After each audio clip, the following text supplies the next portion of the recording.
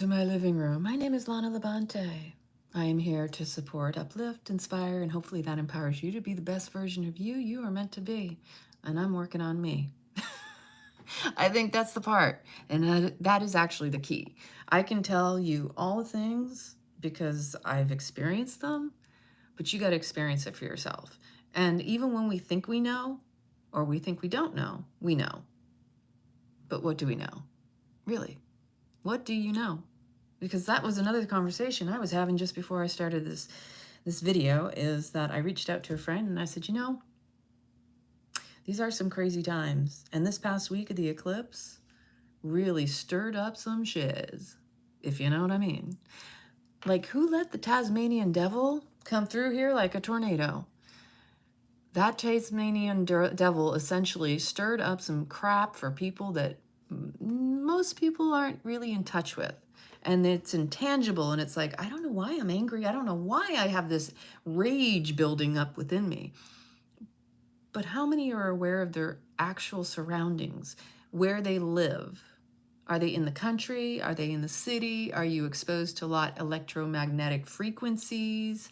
Because energy is constantly in motion, and we are energetic beings constantly being, but also in motion.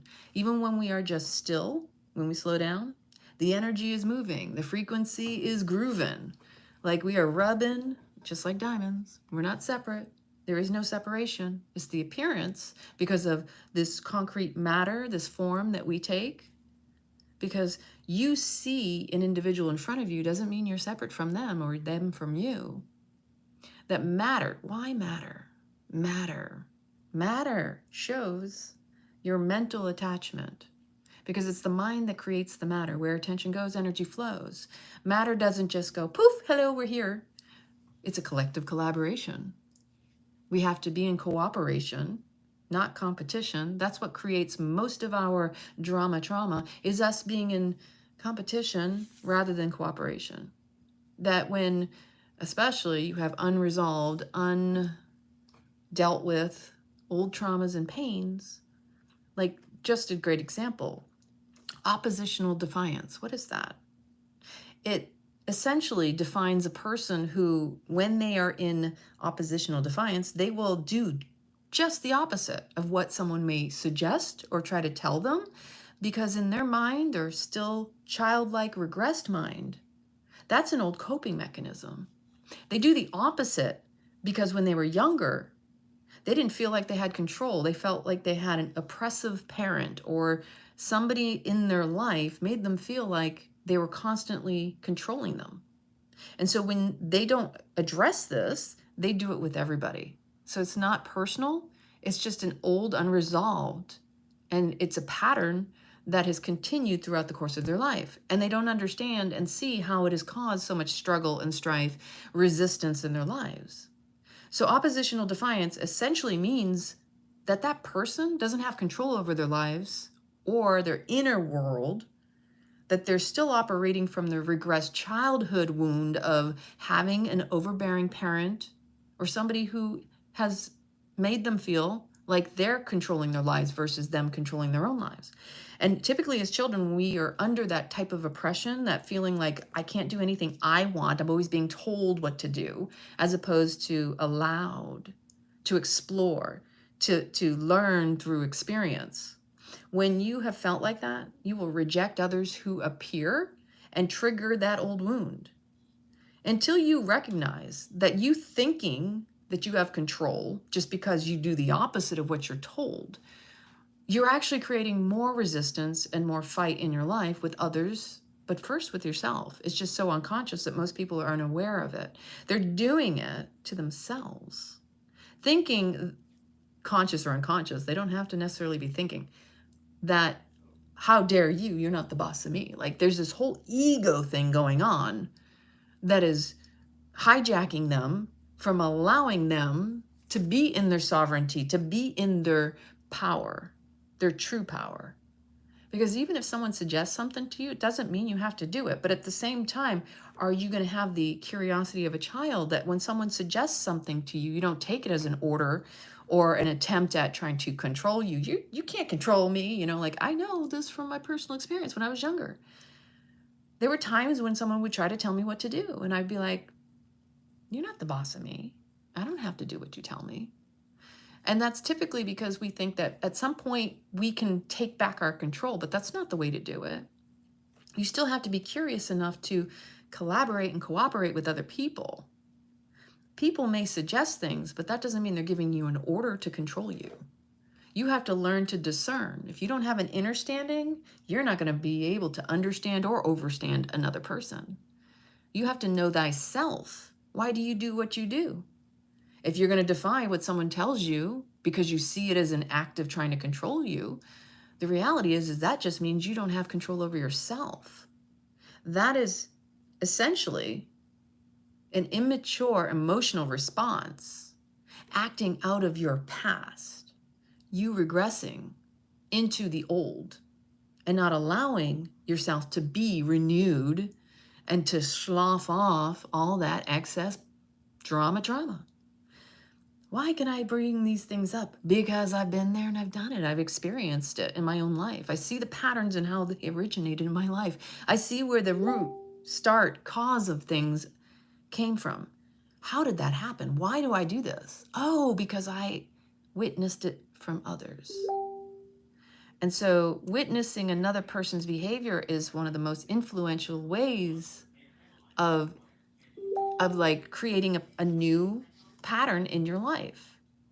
Somebody shows you a behavior, and if you have a huge, what's the word I'm looking for? When someone is trying to, it's really hard when I have no space and privacy in my own home to hear things in the background, so bear with me. When you have a huge respect and you admire someone, what do you typically do? You take on their behaviors, you learn through how they behave and see that they're where you want to be, so you mimic their behaviors. You want to be like them. You want a life like theirs. So in some psychological way, you think, conscious or unconscious, if I adopt those behaviors and patterns of behavior and emulate, mirror that person, maybe somehow I'll become like that person. We'll never be exactly like that person. We'll never be that person. But when you are trying to run from and escape your own stuff, you try on other people's stuff. So we're always shifting the baggage we're carrying, whether it's our own stuff or we're trying to slough that off, not deal with it, and take on someone else's stuff. Now think about that. The definition of crazy and insanity is doing that same thing over and over again and seeing that I'm not getting a different result. You have to choose to do something differently in order for things to happen differently. Because if you keep doing the same thing and you're wondering why it's not changing, it's because you're not the one changing. Nothing is changing. So you can't expect change if you're not willing to change.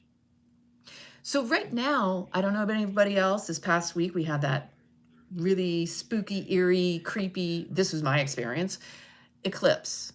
You know, the one where they claim that maybe that's the black sun that appeared, that like, how was this actually possible? Like a lot of confusion. Holy shift. That there are major changes going on all around us, coming up for us. It's always an opportunity being served up. Now, it may not have a bow on it. It may not be beautiful. It may not feel good at all, but that doesn't mean it's not happening. It does not mean that it is the worst case scenario either. So in saying this, because I live in Clearwater, Florida, and in this environment, there's a lot of, every time I turn around, there's more towers going up. There's more power lines and high, high tension lines for electricity, which I have a hard time believing this is really how we're receiving electricity. Let's keep it industrial, it seems. It's disgusting, and it feels like a personal attack. My inner child is literally, my heart hurts when I see it, and especially all the lines in the sky, if you know, you know. The fact that we don't know what's being dumped on us, poured into us, like the deception is real. And whether you see it as a manipulation or an inspiration, it's an influence. And so we're all under the influence. We're all under the influence of where we focus our attention. Because where that attention goes, energy flows, whether it's what you think is positive or negative. That's you labeling it based on your past experiences. Nothing is positive or negative. It's actually neutral. It's us projecting our experiences onto the situation that create the labeling mechanism that we have in our head. It's called a belief system. And our biggest addiction is to our belief systems. You know, the BS, because it's all BS. And they're all stories. But we get influenced from the things around us, from the water we're drinking, from the atmosphere and the chemicals in the air that are being sprayed on us and all those things. And the foods. We don't know what's real and what is, unless you know and you go to the source. This is where we need to be. If you're unaware and you're in the dark, that's by choice. If you're unwilling to ask the questions to know the answers, and you assume, because you know what assume does, it makes an ass out of you and me. And nobody likes to have the rug pulled up from underneath you. Ignorance is not bliss. Ignorance, it's just you ignoring the truth. And a lot of times that's your own intuition, that's your own into me, I see, your own super spidey senses that say, something's off. I feel something's off. And that's what's been coming up for all of us. Like, everything you are experiencing individually is happening on the collective. Humanity is going through a massive shift, a massive change. Why? Because we're meant to. Change is constant. It's the one thing you can rely upon. Change will always be happening, whether you like it or not. You cannot change. What you can change is the reaction and the response that you have to the changes that are happening. And you can make different choices that soften the blow of whatever those changes may be in your life. But if you are trying to ignore them, run away from them, act like they're not happening, again, cognitive dissonance does not remove the situational awareness that your inner self knows. So think about that. Situational awareness, what is that? It's being aware of your surroundings. What is going on around you? If you are recognizing out in the world that there are crimes against humanity, there are travesties, there are all these horrible things happening, what is it that's telling you that? Is it you on your inner self, or is it you watching through the filter of your mind, the 𝐕𝐞𝐭𝐞𝐫 mind virus, the I need to know, FOMO, when people are constantly picking up the phone and looking at social media, needing to be told what's happening versus sensing in within. What is real is what you feel. What you see can be deceived. What you see can be deceived. Meaning, just like a movie, just like technology, I'm coming from an IT background. You can manipulate a photo, you can manipulate documentation. Have you not noticed the internet is being scrubbed? That things you thought you knew before, you can't find again. I swear I saw an article about this, that, or the other, and yet you can't locate it because it's no longer there. It's no longer available. Unless you have a screenshot or a download or you kept a copy of it, it doesn't exist. This is the reality of the life that we see. It is only based on what it is you feel within and what you're influenced from without, right? When you go within, you don't go without.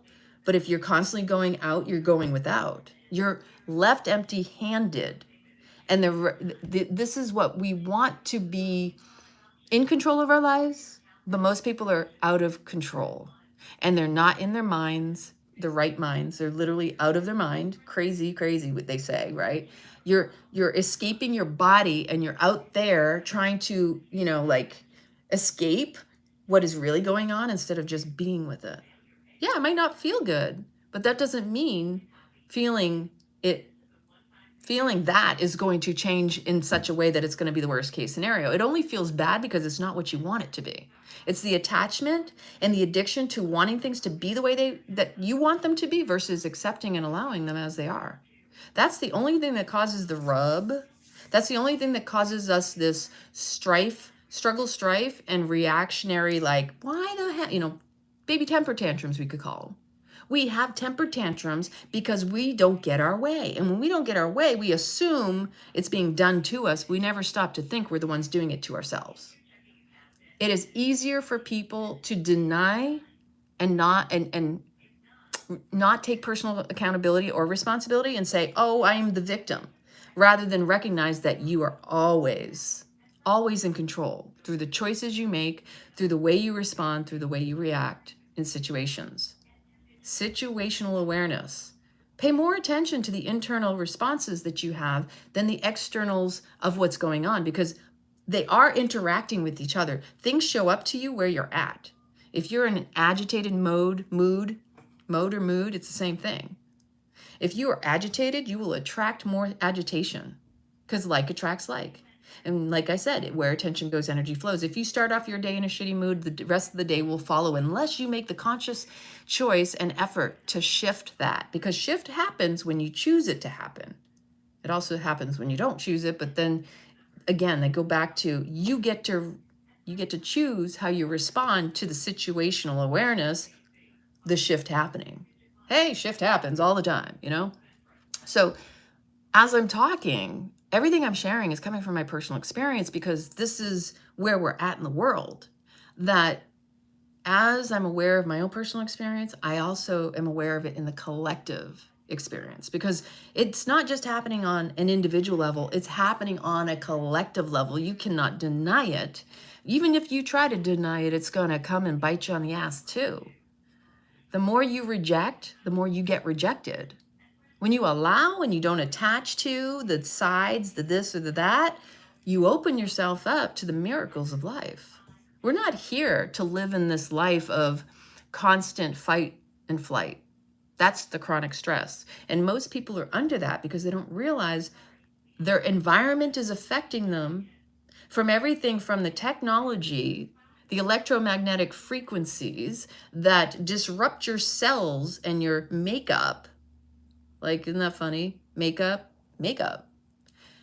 Your body is hypersensitive. Whether you tune into it or not, you're affected by it. And the reason you're affected by it is because you are more than just a human being.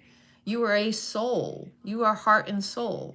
You came here for more than just this escapism mindset. You're here for experience, and nobody said it had to be good, bad, ugly, or anything.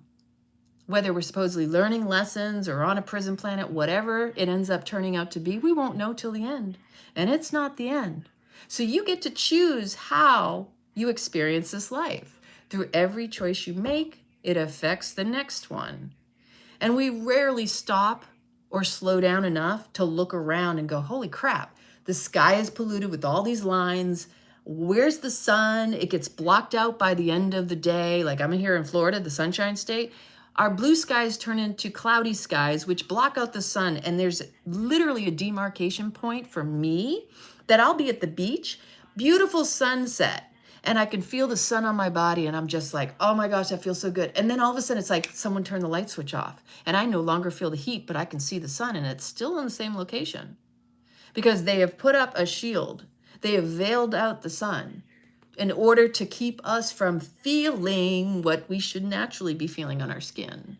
And for the hypersensitive and the cosmically, the humanly, you are aware, you see it, you feel it, you taste it, you touch it, you smell it, like the five senses. When you got that on fleek, you got that on turned on, then you're gonna notice these little nuances. You're gonna know something's not right, something's off. Explain that to me. Why is that?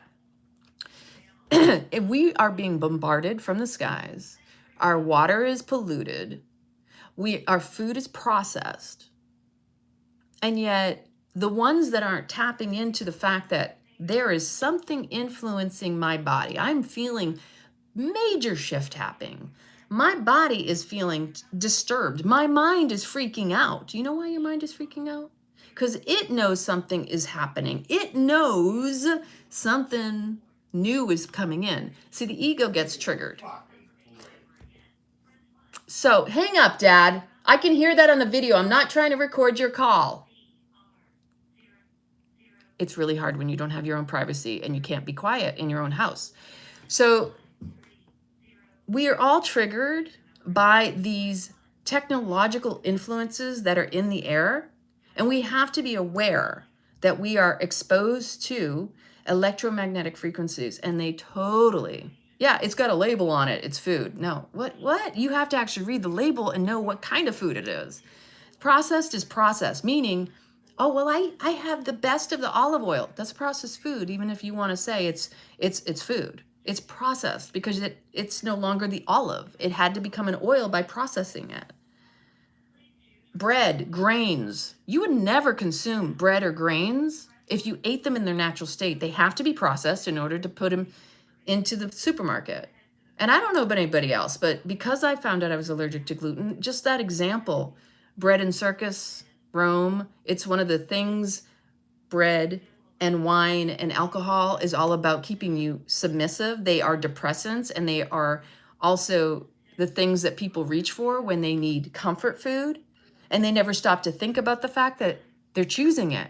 When you're in a mood, you reach for a food. That food reinforces the mood. That's how the vicious cycle happens, is the choices you're making. You notice you're having a mood, at least recognize, holy crap, I'm reaching for food because I'm having a, I'm getting this frustration, this mood. It's uncomfortable. So like, I mean, I can say I'm raising my voice because I'm trying to speak over the phone call that my dad is trying to have in the other room that I'm not trying to pick up on the phone, because the sensitivity of this recording device could be picking up the conversation that he's having that may be something he doesn't want recorded and put out to the public, if you know what I mean. So we're choosing our hard, we're choosing our peace at all times. You gonna yell at a phone that's an automated response system, or you gonna turn around and hang up and say, you know what, it's Sunday. What the hell am I thinking of trying to do this with an automated device that has no help, and it's making me mad and I'm getting frustrated about it, so I'm yelling at the phone, just saying. So all of these electromagnetic frequencies are here to disrupt our bodies. They're designed on purpose. Military industrial complex. Remember, I was in the military. It really is about keeping you submissive. And if you are in chronic stress, your body can't relax. You're in that sympathetic nervous system rather than the parasympathetic nervous system, which is rest, digest, relax.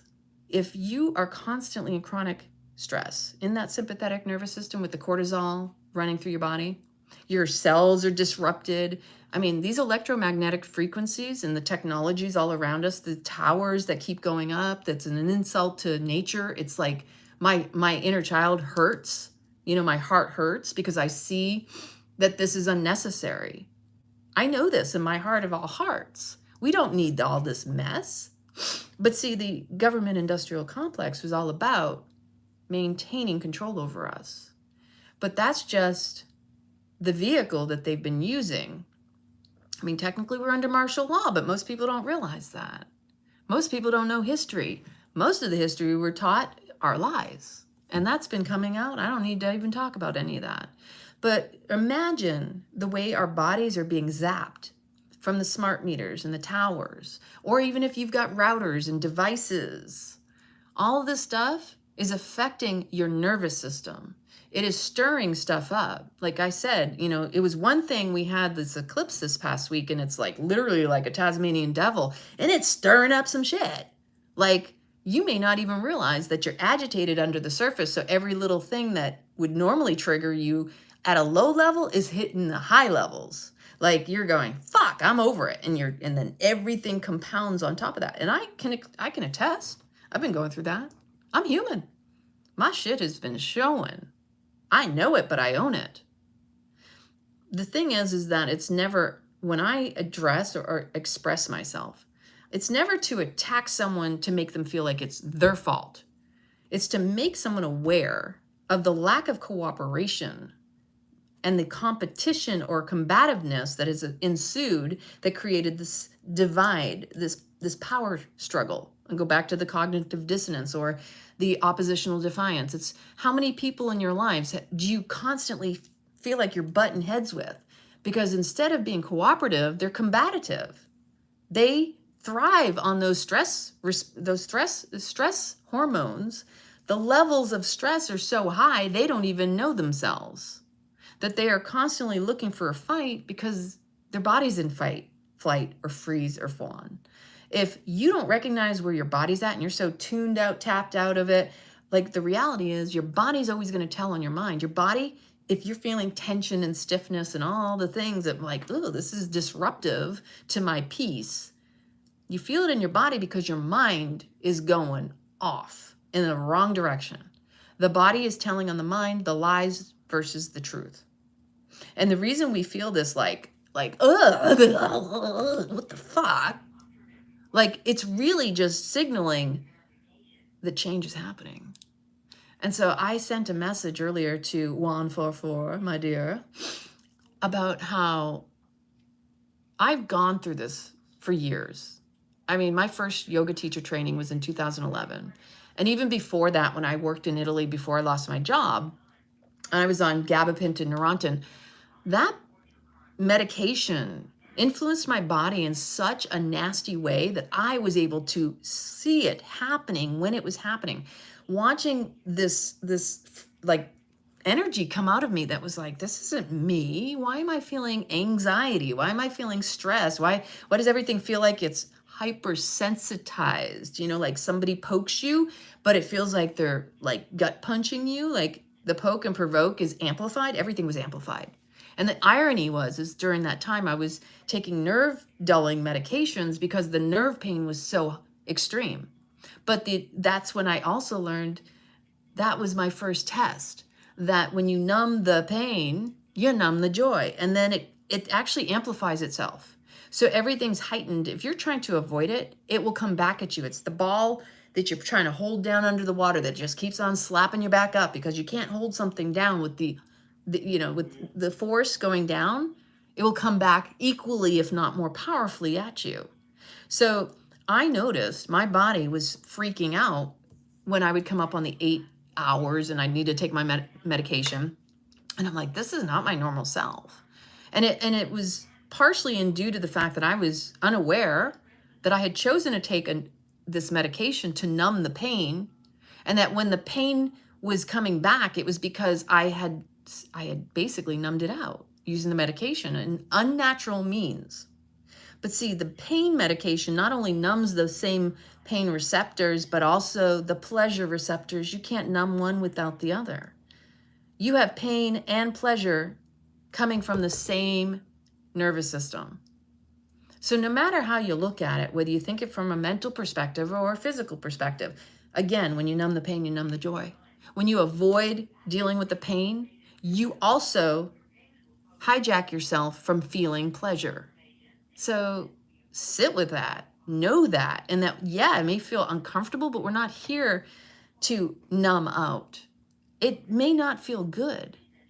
And we don't like it when things don't feel good because we've been taught it's all bad. When it's not good, it's all bad.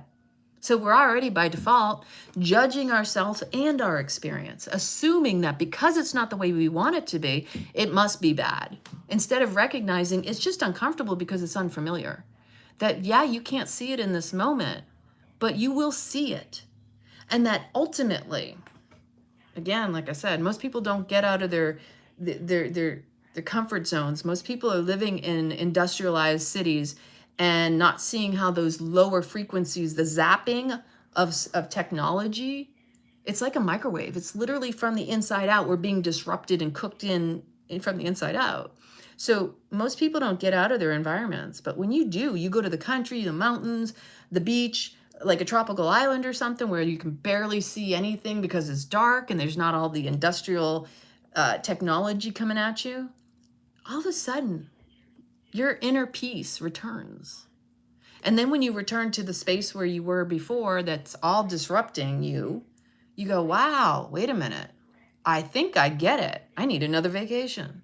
Like, I know that for myself. If I don't travel, I feel stuck and stagnant because I thrive when I travel. I know I have experiences that increase my quality of life, as well as culture and just influence it through experience and learning.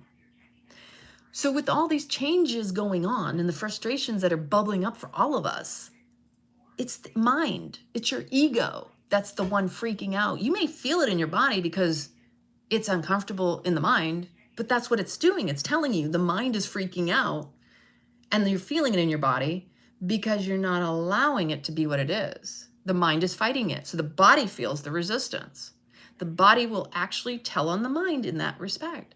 So no matter what is going on, change is happening. Anytime you feel disruption, frustration, agitation, it's because major shift is happening in your life. The better thing to do is just allow it. But see, first you have to be in awareness of it. So I'm not sitting here saying, oh yeah, you should just know, because it takes me sometimes where I go, oh shit, yeah, this was a really rough week. This was a really rough week for me. And then to top it off on Friday, someone who wasn't paying attention to their environment, we were in a small space working out at the gym, and a 20-pound weight landed on my big toe. And that hurt like fucking hell. And you've never heard me cuss as bad as I did. So like, you know what I mean? That's painful. It landed right here. And it's just, I mean, this was Friday. It's all black and blue. But I also believe in the healing of my body. And I don't feel like it's broken. That doesn't mean it is, or it isn't, I don't know. I'm gonna allow my body to heal it. And I've been putting, you know, creams and things on it too. But this is what I'm trying to explain, is that we have to be aware of ourselves in order to be able to adjust to the times. Yeah, you're gonna feel things. God love you. God bless you. That's the gift of this life. We're always here to feel, even when we don't think we want to feel it. The feeling of it is what is revealing in you what is still unresolved. When you feel agitated, it could be influenced from your environment just as easily, and it's just enhancing anything under the surface as well. So this is the thing that I connected the dots for myself, is that all these frustrations I know originate here. My ego, my mind, it wants to turn around and act like it knows what's going on. It doesn't have a fucking clue.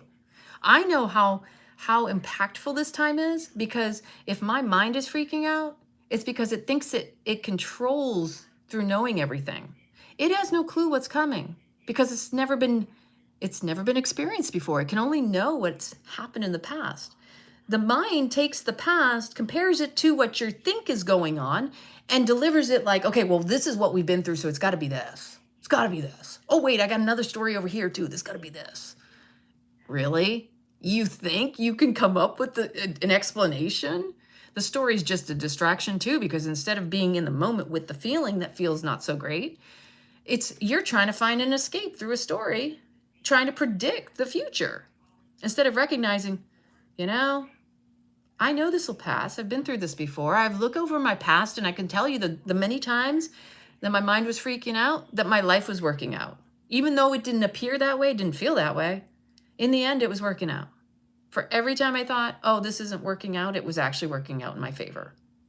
And that every time I've had major eruptions of frustration, agitation, ready to go off on people, because one of my themes is not feeling seen or heard, and that goes back to family stuff, when I'm always available and, you know, the person people rely upon. And I don't like to say that in a martyr sense, because that's not the story I want to tell.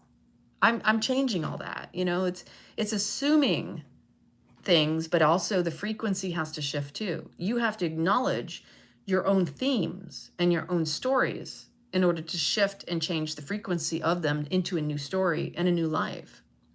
So this is where it gets interesting. The more that is coming up for you, the bigger the major life change you're going through. Let me say that again. I'm telling you, it's a true story. How do I know this? Because this is my first rodeo, and I know whenever I've gotten to a point where I go, oh, I'm excited, I'm going on a workshop, or I'm going on a retreat, or I'm doing this. I notice when the mind creeps in and it's like, ooh, do we really want to do that? I was really excited and now I'm not. And you know, it's this push-pull, tug-of-war thing that your mind goes through. It's almost like the mind is really the oppositional defiance, because it doesn't want to do anything that you tell it to that makes it feel threatened, that thinks you're controlling it versus you controlling it, it controlling you. So like, you need to master your mind. You have to be in awareness of your thoughts and all your bullshit belief systems, and like turn them on their head, confront them. Also like challenge them, because the reality is they're all stories. So why not challenge the story?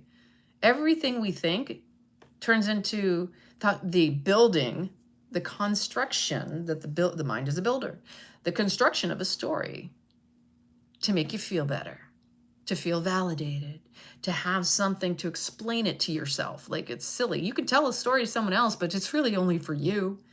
Like, I'm trying to like make myself feel better by the story, and like, if you hear it, maybe you'll validate me on top of my story. You know what I mean? Like, we do this shit. We're some crazy humans. We are so good at like pulling the wool over our own eyes. It's time to pull the veil back and stop looking through all the bullshit lies. So again, the more that is coming up for you, the bigger the major life changes you're going through. And then the icing on the cake.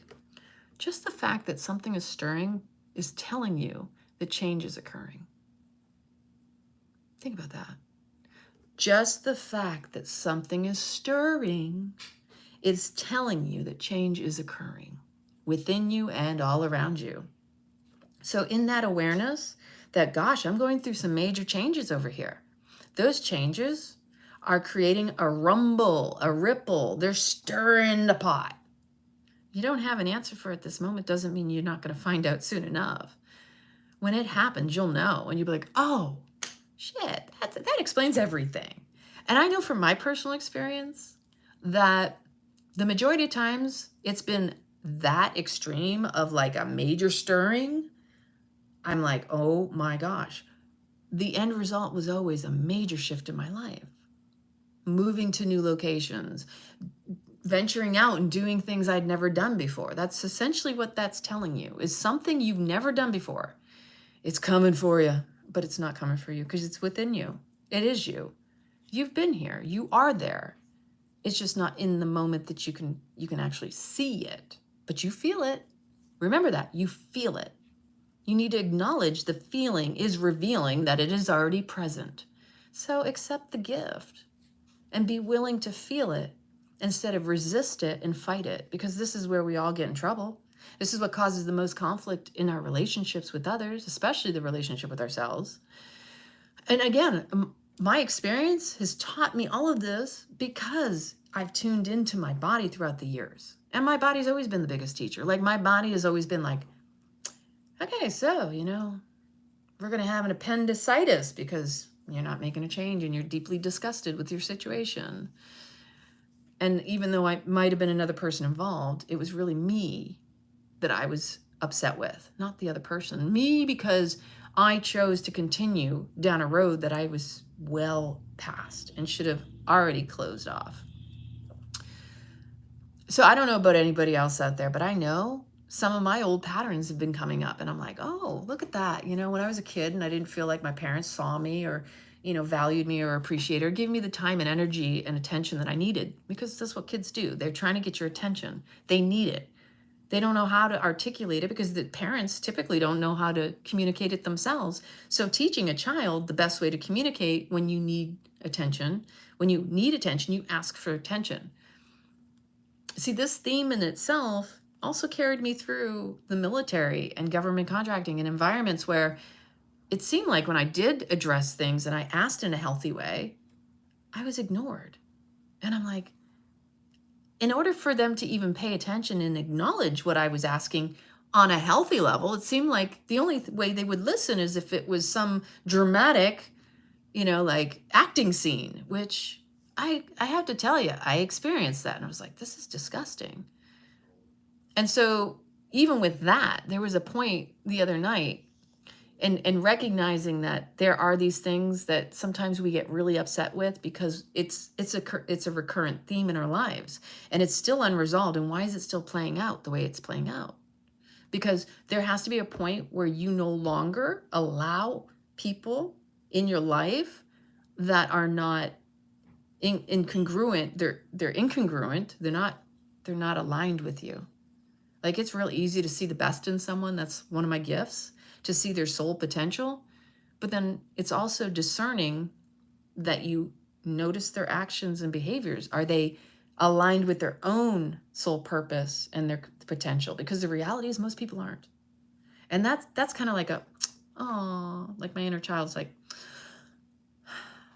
I'm sad for you because I see it in you, but you don't see it and you're not accepting and allowing and being it. And so therefore, there are people you sometimes have to allow to drop out of your life because they're not promoting, they're actually bringing you down. And that's by choice that we allow that to happen. So we have to also be adults and choose the things that also support us. I mean, if you're not your own advocate and you're still choosing people that bring you down, then who else is going to be your advocate? Because they're just going to use you and abuse you because you've allowed it, whatever the circumstances of the relationship is. So something that and with all of this, is that there's this beautiful thing that dropped in last night, and I really want to share it. And it's coming from a woman's perspective, but the question is, why does it matter? Like, when something matters to you, why does it matter? And whether you're a man or a woman doesn't really matter in this sense, because this can apply to all of us. Why does it matter? Why does something matter to you? We have to answer that question for ourselves, because sometimes things matter to us that we're so attached, yes, addicted to it being something that we want others to respect and honor because it matters to us.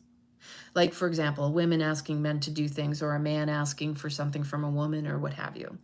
When a man wants, and I'm writing it from a woman's perspective first off, and I wrote this down. When a man wants to know why something matters to a woman, because there's so much gaslighting in the media and this divide and conquer between the sexes, between the men and the women, and it's really disgusting. And it hurts my heart as well, because men have their own beautiful gifts as well as women. And why should we be comparing ourselves as if we have to like validate why one should do one thing and what the other should do another? It's actually the definition of insanity and all that karmic bullshit. It's why we're having issues in the world, is because everybody is trying to get needs met. Again, if you've heard me before, this world's a shit show. Why? Because you're shit shows. Because we're all like monkeys flinging our shit at one another. Essentially, we're children in adult bodies with unresolved traumas, throwing our shit at each other, assuming the other person should meet our needs that are still unmet from our childhood. And that is essentially what creates a shit show.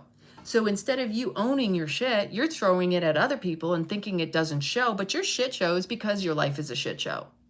And you're unwilling to address it and assume the martyr or that it's being done to you, but it's actually of your own choosing.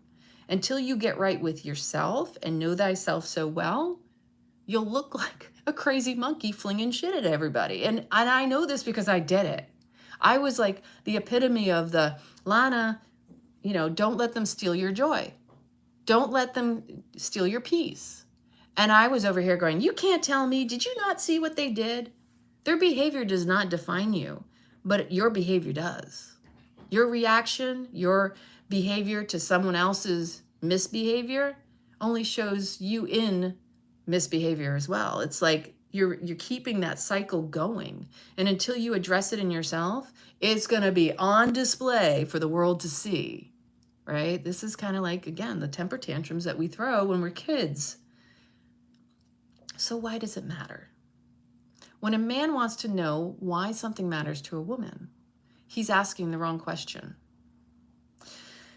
It's not why it matters. It's not why it matters, but who it matters to. Pause for that. Pause for a second and recognize that in yourself. As women, we should not, and we should not have to, nor would we explain why something matters to us. If the man truly loves the woman, he knows it matters to her, and that's all that matters. What matters most to him is her. So let me repeat that the way I wrote it. Why does it matter? Again, when a man asks the question and they want to know why something matters to a woman, he's asking the wrong question. The question needs to be, it's not why it matters, but to who it matters. She shouldn't or wouldn't have to explain why something matters to her. If the man truly loves her, he knows it matters to her, and that's all that matters. Because what matters most to him is her.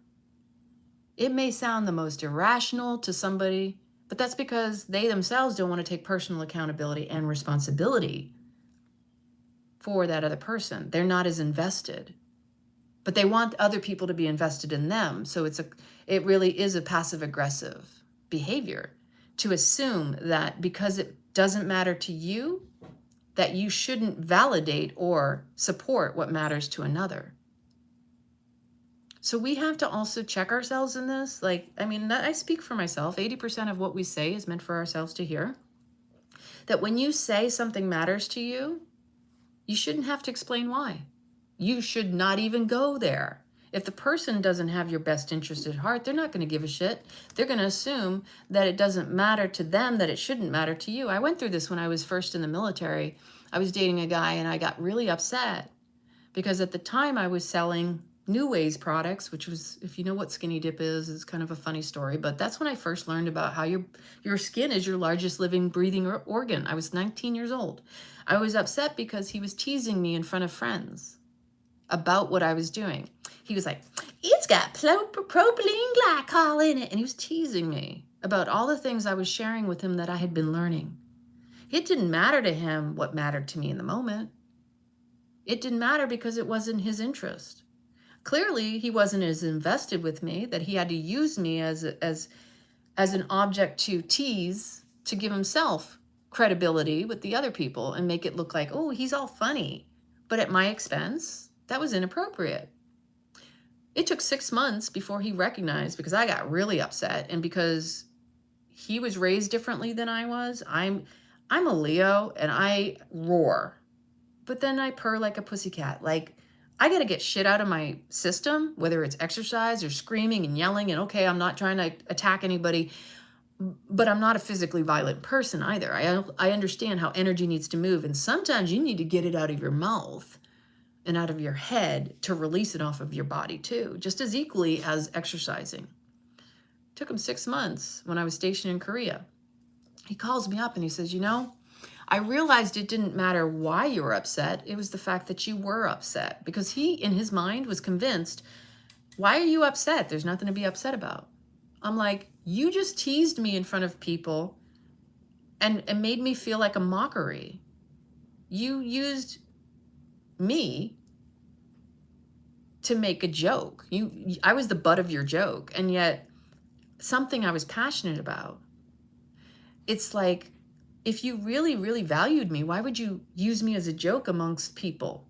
That's not a relationship that I want to be in. And so, just interesting. I had to learn a lot through relationships. Can you tell? Whew, I was picking them. I'm telling you, I was picking the wrong ones because I didn't feel, some way energetically and vibrationally, I was attracting relationships that didn't value me, that I wanted to be seen and valued. And it took me all this time to get to the point where I realized that theme has run rampant. And it goes to my childhood. It goes to all of our childhoods. We all have old, unresolved, wounds and pain. But I think it's important. Sometimes you need to address them and actually acknowledge where the root cause is. Nobody's perfect, don't get me wrong. But if you don't talk about it, it doesn't make it go away. And not talking about it does not also absolve it. If we don't have conversations, then what's the point of living? Hi, Kayla. Our conversations are important for deep trust, and communication is the key to establishing an intimacy. Into me, I see. It's deep, and it goes deep for all of us. We all have pain. We all have wounds. It's just a matter of you recognizing where the wound is and addressing it, acknowledging it. Your inner child feels neglected because it's like, you abandoned me how many times? You're trying to numb out, escape the world by being distracted by whatever addiction is the newest trend. And that can be anything. Could be shopping, it could be gambling, it could be alcohol, it could be drugs, it could be smoking, it could be spirituality, it could be yoga, cold plunges, personal development. Let me go in all these circles and look like altruistic and righteous, and I'm doing all the things, going through the motions, but not integrating not integrating all those motions, which doesn't remove the emotion. Because we all are emotional beings. We feel. We are sentient. You can't dismiss that because that is you. That is your heart. That is your soul. And the more you dismiss that, you don't address it, you're actually suppressing that. And that's usually what you're expressing, conscious or unconscious. Yeah.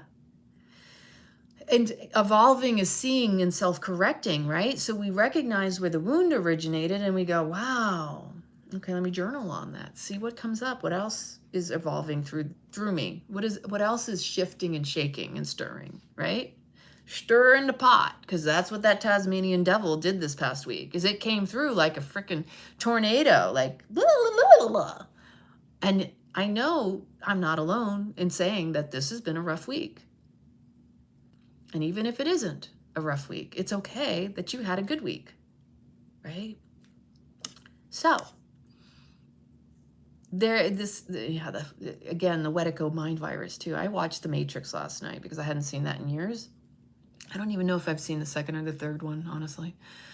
But it's like the body is always telling on the mind. In the moment you're feeling the disruption in your physical body, it's an opportunity to go, okay, what is going on in my mind? What story, right? Oh, I know, right? Suck it up, buttercup, pour a little salt in your open wound, heals up nice every time, right? Yeah, right? You know, like never address it, suppress it. Like that's the old paradigm. It was always about, we don't talk about that in this house. We don't talk about that, you know. It's all about suppress it, don't express it. Yeah. One thing is it changes. So again, like I said, change is inevitable. It's always happening, whether you like it or not. Energy is constantly in motion. It's whether or not you're adapting to the change or you are rejecting. And when you reject the change, you're rejecting your heart and soul, because it's your heart and soul that's the one initiating all these changes you think that are just happening outside of you, right? The BS is the belief system. That's the biggest thing right there. And that's our main addiction. You think, oh yeah, I got no addictions. Oh yeah, you do.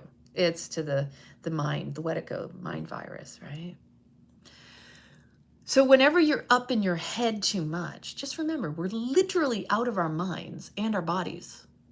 It's hijacking of the 𝐕𝐞𝐭𝐞𝐫 mind virus that pulls us into a loop, the crazy loop of the monkey chasing its tail and spewing shit at each other, right? That's why this world is really funny in a certain sense. You start to kind of like, poked and provoked. It's the cosmic joke that you will eventually, you'll come up with a cosmic giggle too, because you'll go, oh, okay, I'm making it too serious. You know, there I go again.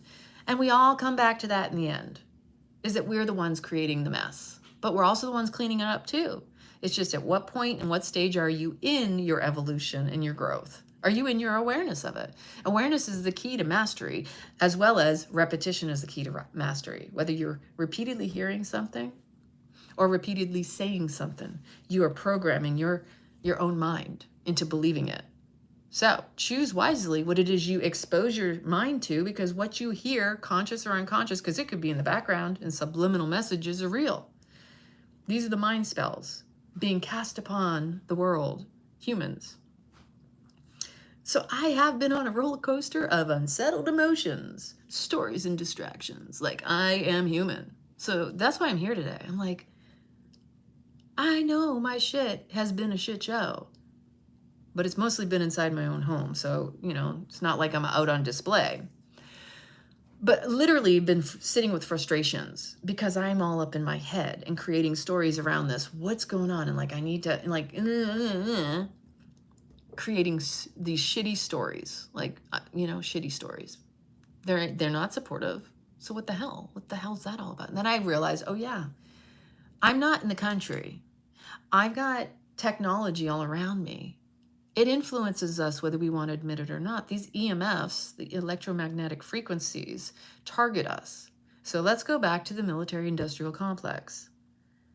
It's all about keeping you in a low vibration. And when you're in that fight, flight, freeze, or fawn stress response, your sympathetic nervous system, you are being hijacked. And they're harvesting our energy. Thank you, Michael. I appreciate you saying that. I do. They hijack our energy. We are the transmitting utilities. They're literally feeding off of us. I mean, the other stuff that I'm studying is a whole other, right? And this is the irony about insecurities are rising up to either face them or be them. So check this out. We're living in a world of monopoly. They take our securities and they profit from them. We're the ones insecure because we haven't reclaimed those securities. So from literally a word spell, a casting of these black magician bankers, same ones that were witch hunting back in the day too. They're the same group of people. Created the banking system so they could basically take your signature, bring it to the primary market, which is the treasury, get the 𝐸 number off of that, and then change the 𝐸 number, put it in the secondary markets. You have no clue because you signed over power of attorney. So you're insecure because you gave away your security, which is your God-given right, the trust that each and every one of us is due. They're making bank off of you and me. And so the funny word plays that you start to recognize that the word is in itself telling you what you need to know about what is going on in this Monopoly show. That you are unknowingly, because there's false and misleading languaging that is utilized as well, right? Until you get to know thyself, you will continue to be insecure. When you become and step into your power of knowing thyself so well, that is when you are in your security, your higher power, reclaiming all of your trust, reclaiming, I'm talking banker terms now, right? Challenges, you know what? We think we need to have all these rough and tough challenges, but in reality, that's just the mind creating another validation story so that we can feel better about the fact that we've had some shitty times. It doesn't make it good or bad. It's just, we're just trying to create a story around it. And that's the truth in that one.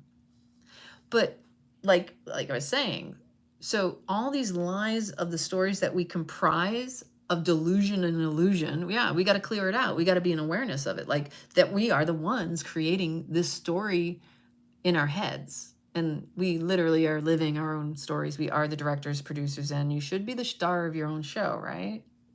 So the ego is pissed. You know why? Because it doesn't know what's going on and it has no way to predict or control what's going on in your life. So it'll come up with those stories. And then you become annoyed having to rely on people that you think aren't following through or responding, which I've been dealing with that one a lot lately. Like you pay people to do something, they don't show up to do what they're being paid for, or you've given to somebody and they don't reciprocate. And so like your cup is dry and you're like, well, wait, they want it. They want from my cup when it's filled, but they certainly don't fill it back up when it's dry, right? It's like we have to balance the scales in life. When you give to another, you're receiving, but you also have to notice the receptivity that is in reality versus the parasites that are just sucking off of you too. And that goes back to self-worth. If you're not valuing and you're not valuing yourself, you're basically giving them permission to not value you too. So what you do to you is what you allow them to do to you too. And that has been a shitty theme that I can see, and I'm like, fuck, how did I continue to attract that? Well, because I must have been vibrationally emitting it. And I'm like, wow, still? Really? Okay, well, I can tell you these past few years, I have let people out of my life. I'm like, you're not aligned. And that's a self-love act. Yeah, I can still love them, but they don't necessarily belong in my life or deserve access to me. That in itself takes a lot of self-love and knowing what you need versus, well, I feel like I'm supposed to be loyal to these people because they've always been around. And like, I mean, seriously, when you stop and think about the different types of people that you've hung out with in your life, would you have chosen those people or was it just the product of your environment? Meaning where you worked, who you went to school with, where you live, your communities, you know, all these different communities. I feel like somebody who is dipped into so many different types of communities, environments. I've lived all over the world and it's like, wow, would I have chosen to hang out with these people normally? I can tell you, looking back, I'm like, what the heck was I thinking? They were so not aligned with me. There were people I enjoyed hanging out at different stages of my life because that's where I was at. You know, when you used to go out drinking and clubbing and partying and doing all the things, it's like, that was a different version of me. I'm a Leo, so I'm a cat of many lives, and especially in this life. And then it's very humbling. You're like, whoa, ooh, you know, you look over your past and it's like a little embarrassing sometimes when you look at things. I know that I've been in reflection, seeing some of those old patterns and going, wow, what the heck? Well, that was so not like me. It's definitely not the me now. I was in a different space then. So what I realized, this is my conclusion on this, is that I put down and I share a lot of what I journal. I'm sick of people who only pay me lip service but have nothing to back it up or show for it. Meaning, I know my love language, it's not praise me. And you know why I say that? Because I get praise all the time. And the same people that have praised me haven't always necessarily valued me too, because when it came down to, you praised me because I helped you or I did something for you, but where was the filling up of my cup? Where's the receptivity? Where's the true action that demonstrates the appreciation for my time? So for me, my love language is gifts and acts of service. Why? Because yeah, I can do all the things for other people, but who's going to help me do the things I need to do? If I'm asking, it's a request. Why is that not taken seriously? Why do I have to blow up for someone to understand I'm struggling? Like, why do I have to make it look like this big drama scene? Like, I'm not here for that shit. I'm here for people who genuinely want to show up to support and be a part of my life, contributing and receiving. It's a receptive relationship. It's not, oh, you showed up just for me because you needed something. Oh, you only call me when you need something. And I have had those people where I'm like, wow, you know, I haven't heard from you in a while. And you're only calling me now because you need something. Really, that feels icky. That does feel icky. And you know, there are people that I normally am always the one to reach out to, and I've just been like, okay, I need to back off. Because clearly, sometimes I care too much, more than the other person, and then I've learned that lesson too. So with this old, we're out with the old, right? This old theme, we're tossing that out. And what it has demonstrated throughout the course of my life is it's up to me to break that cycle and be the example that I have to step up and I need to deliver, not just for myself, but also to also initiate and recognize, okay, I'm sorry, you no longer have access to me. Why? Because what are you bringing to the table that you're willing to give me? Because at this point, you don't value me in a way that gives back to me. And that's a tough one. That's a conversation most people don't want to hear or have because it's confrontational. And they're like, well, and you know, typically you hear these old things like, well, you only think of yourself. When someone gaslights you and says you only think of yourself, you should ask them, is that you saying that because I'm not thinking of you, which means you're thinking of yourself? You know, people don't ever hear really what they're saying and what's between the lines. You know what I mean? People only gaslight you when they're not getting what they want, and they try to put you in a passive aggressive spot to defend yourself. Because when someone says that, they're looking for a way to deflect the attention off of themselves. You only think of yourself. I'm sorry. Was I not thinking of you? Is that what you're trying to say? Which means you're thinking only of yourself. That's called a projection. But not everybody is that clever and has their own reflection to see what they do. And I've done it. I mean, you spot it, you got it. That's how you learn. If you know yourself, then it's not going to own you. If you own the things that you do, you're going to see it in others too. That's the only reason you recognize things in others, is when you complain about somebody, stop and ask yourself, ooh, I'm complaining about this, about that person. Okay, so is it possible that I'm doing that myself? Or have I done it in the past? And where am I at in the stages of that accusation? Is that I'm recognizing it because I've been there too, and I've done it to others, so I've owned it and I recognize it? Or is it possible that I'm complaining about that person because I myself am at the same energy frequency as the other individual, which is very common. A lot of our fights and our head banging comes from two stubborn people who don't give in to the other. And they both struggle and suffer And they never get anywhere because there's no cooperation, there's no collaboration. That is full on combative relationship. Until one person finally says, you know what, this just isn't working. We need to try something different. If you don't do things differently, they will not be different. Change doesn't happen until you change, period. So if you think things are supposed to be a certain way and you've always been doing the same thing over and over again, God, that is the definition of crazy, and that is karma. It is being on that cycle, on that loop. I keep doing the same thing over and over again. I don't know why they won't change. You know, the common denominator is you. It's you who's not changing and expecting them to change. Until you make an actual shift and change in yourself and recognize, holy shit, I feel crazy myself just saying that. Like, wow, I'm not changing. And oh, maybe that's why they're not changing. I'm not demonstrating it to give them permission to do the same. The moment you do something different with somebody who expects you to be the same, it's like a Jedi mind trick. You catch them off guard because they're not expecting that. They have a preconceived idea about how you're going to behave because of the way you have behaved. But the moment you start doing things differently, all of a sudden they have to adjust and course correct at some point because you're not really given the permission to be the same person. You're actually given the permission to do something a little different than they've been doing it. So when you show up differently to another person, you're essentially saying, it's almost like an olive branch offering, if you think about it. If you are humble enough to say, you know, I want to approach this differently. I'm not going to elevate my voice and attack you and whatever it is you do. You know, we all have our patterns.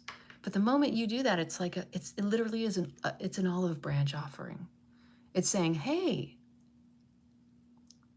I see you a little differently right now because I see myself differently. And when you see yourself differently, you're going to see other people differently. You might actually find the human in the individual you are with, as opposed to the conception of the idea of the person that you think they are. Most people want people to be the version they have fantasized and put on that pedestal, rather than the person that's right in front of them. If you can't accept and allow the person to be the person that they are, what makes you think they're going to reciprocate and treat you the same way? We also, and I say this for myself, again, 80% of what we say it for ourselves because our mind learns. And honestly, the sound of your own voice, your body likes that. It actually likes to hear the sound of your own voice because that is the frequency that you are emitting. So the more the kindness that you articulate, the compliments, the gratitude, that enhances and amplifies your electromagnetic field. So then all that extra out there can't penetrate you. Like, this is a buildup. This is it's a frequency that you have to cultivate. It doesn't happen overnight. It's taken me years. I remember when my mother, when I found out my mother was in the hospital 6 years ago, I was like, the first thing I thought was, how can I go and pick her up and bring her home? Like, I wasn't thinking this is the last time I'm going to see my mom. When that happened, I had been doing Kundalini yoga for years. I had already done over 1,000 days of Waheguru Kriya, there were like 3 different things I did over 1,000 days of. And that in itself is a long time. I think it's 6 years. But essentially I had built up this reservoir of tolerance and patience. And yeah, there was some stuff that was residual still there. There's always layers. You're not going to get it overnight. The whole purpose of this life is to clear out all the garbage. And going up there, I had to be presented with everybody else's stuff, as well as being the oldest and feeling like I got to hold the space, because that's what I do. That's what I've always done, is I've just got a really big capacity to hold sacred space for people. Sometimes I just don't know how to hold it for myself. That's my own thing. I've gotten better, though. Actually, I say that, and as I say it, I do. I'm much better now. But my capacity to hold others is such that I am able to see beyond what other people can see, and I can already see what is happening. And so there were challenges. There were all the things that came up. Yeah. Oh my gosh, Michael, winter solstice, right? 2018 was the last, that was our last winter. 2019 was our last winter solstice, I think. Because it was right before all the Yogi Bhajan controversy came out with Prem. Yeah. And then also what happened 4 years ago, right?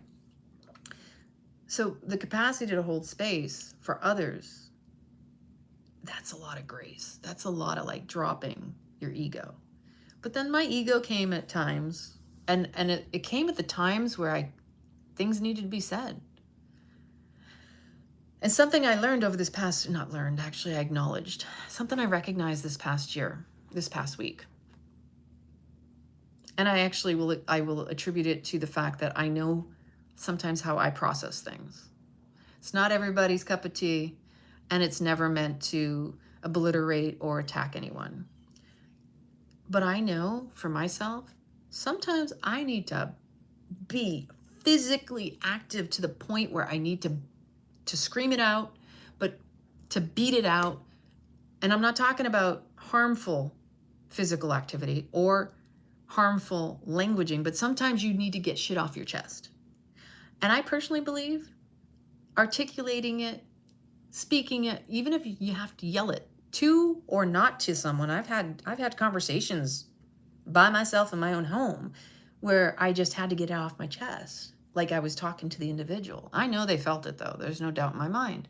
And there have been times I'll go out to my backyard and I have a compost pile. I'll be out there with the rake and I'm like beating it. I'm giving it to Gaia. I'm giving it to the earth, because you know what?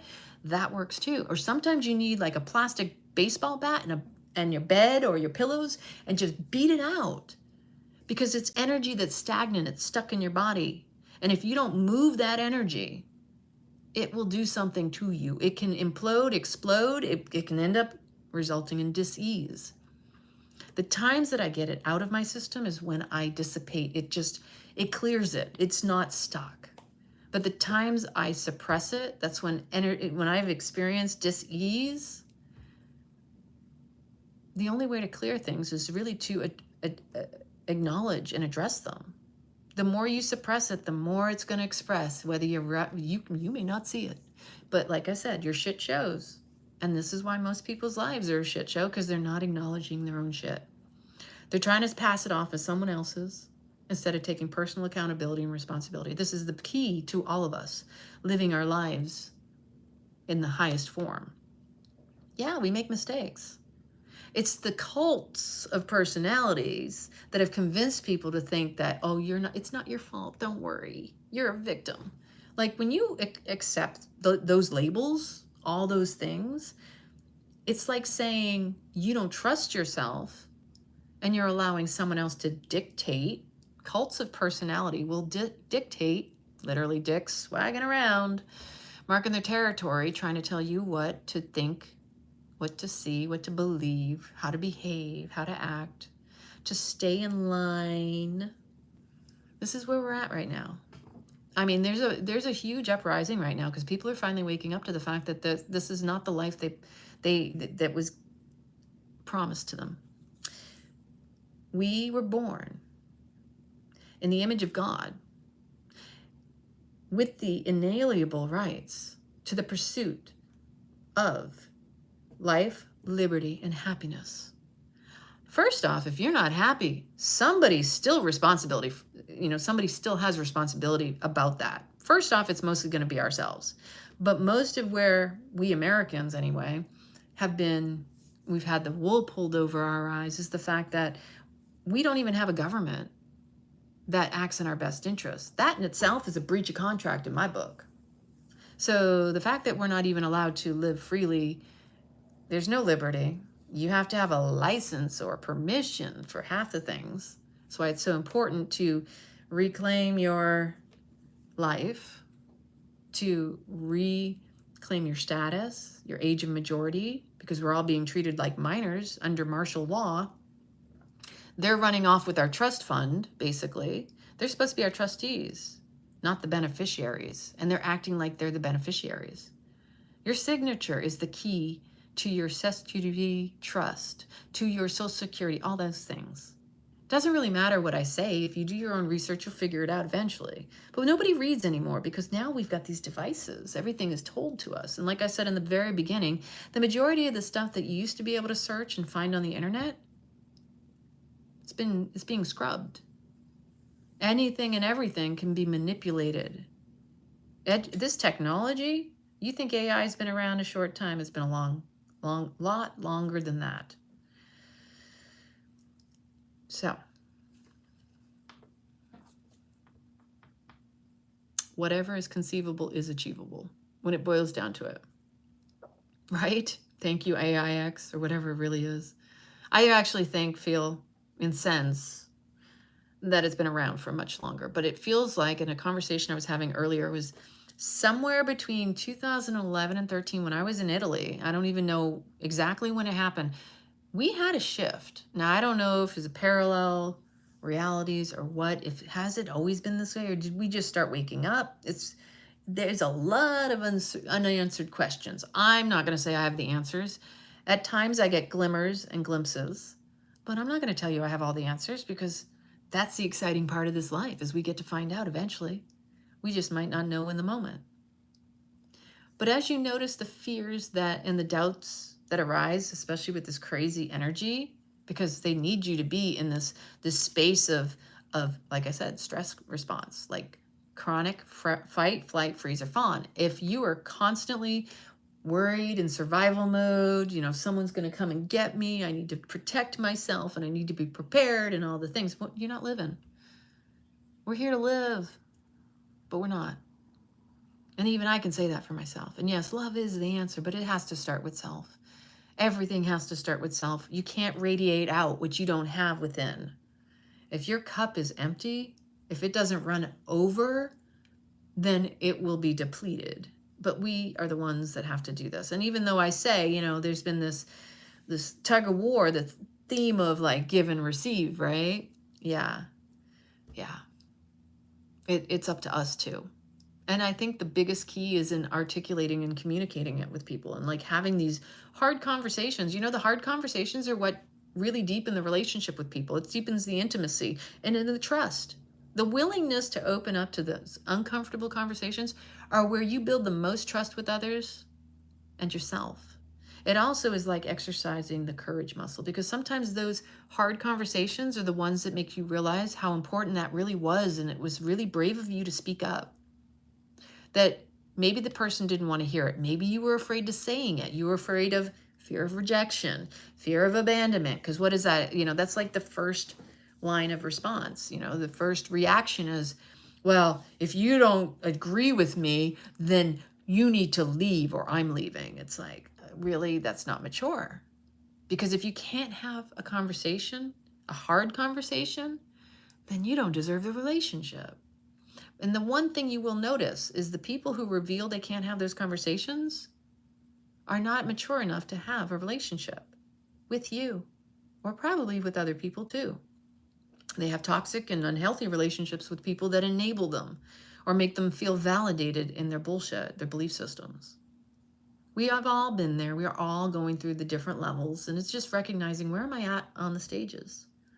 You know, and we're going to know it because we've been it. We're going to know it because we're the ones doing it. You spot it, you got it. You can't not know what another is doing unless you know it for yourself. That's where the cognitive dissonance is with most people, is they're not acknowledging their truth. They're not acknowledging their humility and the fact that they're doing it, that they are able to see it because they are the ones being it. That's a huge, like, personal accountability marker right there, is acknowledging the fact that, oh shit, the only reason I see it in you is because I've been that too.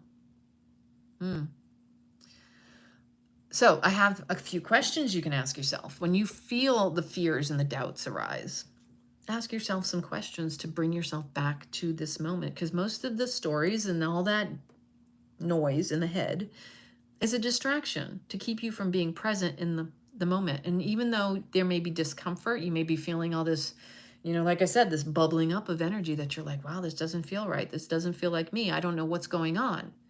And then every little thing is hypersensitive for you, that you're like, the little slightest, I'm saying for myself, the slightest noise, something's not done a certain way, all of it becomes a trigger that makes it even more amplified and like blowing things out of the water. Why? Because you need to address whatever that is.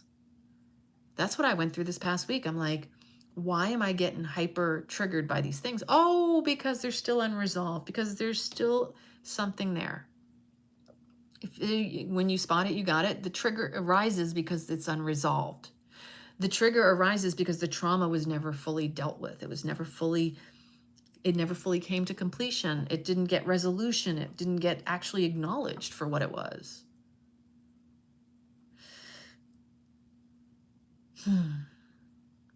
So ask yourself in the moment, recognize how your mind is the one who created the stories, but you just as easily can confront them as illusions and create a different one. And it does take a lot of courage. It takes, oh, right, Michael, seriously, it takes the most courage to acknowledge your part, to acknowledge yourself as a contributor to your own bullshit, to your own struggles, your own discomfort. Because where is it originating? If you're the only one there, there's nobody else around you, where's it really coming from? It didn't come from somebody else. I mean, there may be an originating story, a root cause of not, feeling neglected as a child, or, that one time someone forgot to pick you up from school and you were sitting there crying because you didn't know where anybody was and you didn't know what to do. I remember what it was like being that young child and feeling like, what do I do? I don't know where to go. I don't know who to ask. That can make such a deep impression. But you have to still confront even that impression to recognize that was an experience. And sometimes those experiences stand out so that we can remember the importance of not abandoning ourselves, of being conscious, of being present, and trusting in ourselves. Because the distrust we have with ourselves was taught to us through distrusting others. The idea that you hold out for people, right? You want somebody to follow through on something they say they're going to do, but you have seen them time and time again. Government's a great example. Let me lie to get your vote, which is just a pledge of loyalty. But the reality is we're never going to follow through on those promises. Like, come on, people, how many out there recognize this? This isn't any type of rocket science. Cognitive dissonance isn't going to make it go away either. We have the biggest actors on the world stage playing leaders, self-appointed mostly, because ultimately we didn't vote them, we didn't elect them, and we didn't select them. This is a big old club, and they're the ones pointing the fingers, and nobody ever goes after the leaders for their unaccountability. They're not being accountable to their lies, deceptions, and overpromising and not delivering. So why do we tolerate that? Why? I know why. Because just like in our childhood, there was somebody we trusted that promised and promised, and we watched and never had them follow through on the promises.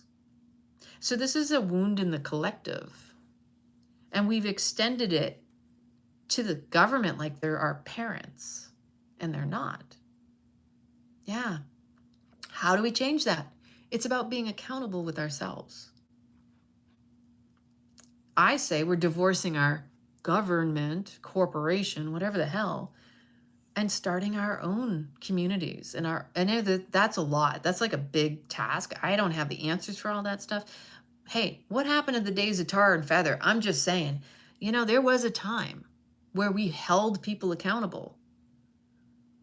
They want us to act like we shouldn't have to, violence is bad. How about trying them for the treasons? How about banishing them from our countries? I mean, ultimately, this is really the repeated lesson throughout history, is the same group of people that have been kicked out of countries over centuries, over historical times you can go through. They were kicked out for a reason. At what point are we going to wake up and say, we're here again, it's time to get rid of them? Now, with that said, what's interesting is one of the things that's dropped into for me over the years, and this is a hard one for most, we don't always own our shadow. We don't always own it because we're embarrassed about it. We're ashamed of it. They're just as equally acting out the shadow for us to recognize in ourselves. We don't clear that with ourselves. We don't make right with our own shadow. They're going to continue to be the overlords in their mind. They think they have control, but they don't. They're too predictable. The reality is, if you just look over history, you already know what they're going to do next. It's a repeated pattern. They tell you what they're doing. And the funny part is, it's not so funny, haha, either. It's so funny, ugh, not funny, is that they continue to repeat the same things over and over again, and yet we're over here holding out, expecting them to follow through on their broken promises. To me, that's a breach of contract. To me, that means you're fired, because that's what contracts are about, and that's what most people are unaware of, is that this isn't just one-sided contract. It's just the problem is we, the people, have not spoken up and said, we rescind and revoke this contract because you're not following through on your promises. In fact, you keep on adding more rules and ways to keep us under your thumb. We didn't approve of that, and that's actually not your job. People are afraid of authority. That's another wound in humanity. But we are in the most codependent, toxic relationship than we've ever been with this corporate government, you know? And it's up to us to actually own ourselves in our own lives and to reclaim it, take it back, take away all of their control. But if you don't start making motions in your own life, it's just going to keep on rippling out, and it's going to happen. The collective is just as much an individual responsibility, like what we're doing individually in our own lives is showing up in the collective outside of us. So again, you want to call upon power, numbers, frequency, energy, you know, getting into a state that makes you feel like, I got this. Like the power poses. Some of you out there, you know, back in the day, this is like an old thing, like they used to teach you to be a powerful leader. And, you know, if you were going to go work in corporate, they used to teach the power pose, you know, put the hands on the hips and just, you know, get into that power position. Like, this is what we need to be reminding ourselves, that it is an embodiment. It's not just I think it, so it should be. No, it's an embodiment. You have to feel it physiologically. Okay, the buzzword has been embodiment, but it's ultimately, it's embodying, it's somatic, it's feeling. The ultimate, it's feeling. You got 5 senses. What you smell, what you see, what you taste, what you touch, what you hear. If you're not tapped into your 5 senses, then your spidey sense is going to be a little off, because your intuition is heightened by the 5 senses. And with all of that, that's your gift in this human life. We were gifted with more than that, but we're still turning on just the basics. Some people are just finding out that, oh my gosh, I have intuitive abilities. I can heal myself. My body's amazing. It's like me talking about my toe. It's talking about all the bruises, my elbows that's been jacked up for the past several months. It's like, I trust my body. It will tell me what I need. You know, if I'm not pushing it over the edge. You know, I went to the gym this morning and I got some new CBD pain balm. It's got arnica in it and none of those polymers that are in the gels, because it seems like the only types of arnica that you can find are the, yeah, anyway. Tangent. Squirreled away, I'm back. So I like to think of it this way. And this is one of my favorite things to say. It's not luck, it's alignment. If we don't align with our values, and we have to line up with our heart and soul, sometimes we don't even know what that is. It takes like actually getting to know yourself. You have to be willing to get to know thyself. Like blueprint. We're talking, what is your, we can talk about like all the different modalities out there. There's plenty of them, but the more you tap into your own self, you don't even need the modalities, but they're great because they're good guides. They're external, but they're vibrationally a part of you too. And you have to be very selective in what you believe, because even things like astrology, which I love, Because for me, sometimes I'm like, oh, why does it feel like this? And then I'll look at the astrology or I'll hear a reading and I'm like, oh, there's some, oh, okay, that's explaining. Again, I'm looking for a story to validate what I'm feeling, right? You have to be careful about the dependency you have on things. In your awareness of utilizing it as a tool, you also have to be humble enough to recognize if you're using it as an excuse to. Because even in astrology and all the different human design and the numerology and, there's all this stuff. You can get caught off guard in the archetypes. And then you think it's a prediction, and then you adopt the prediction as your story, as opposed to recognizing the influences of the planets or where we're at in the world. Like, you as a human are here to navigate the contrast, the duality, the duplicity, the language, the spell casting.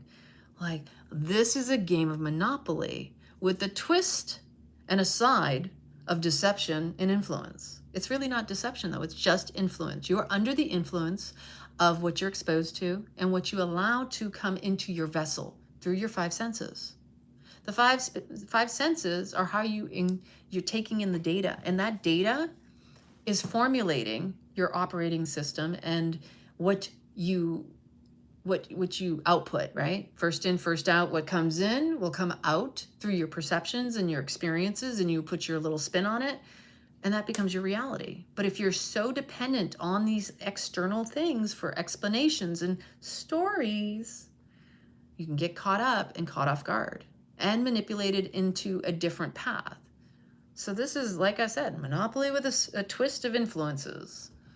And it's all beautiful. I mean, I have my moments where I'm like, oh God, like last week, I just hit a point where I was like, what if it's all bullshit? All the stuff that I've had downloads about here, and like, I felt like I was being infiltrated. I did not like that feeling. And then I was like, you know what? Here's a lot of technology. What if it's just the technology fucking with me too? Because that's what it's meant to do. The technology takes you off your true north, right?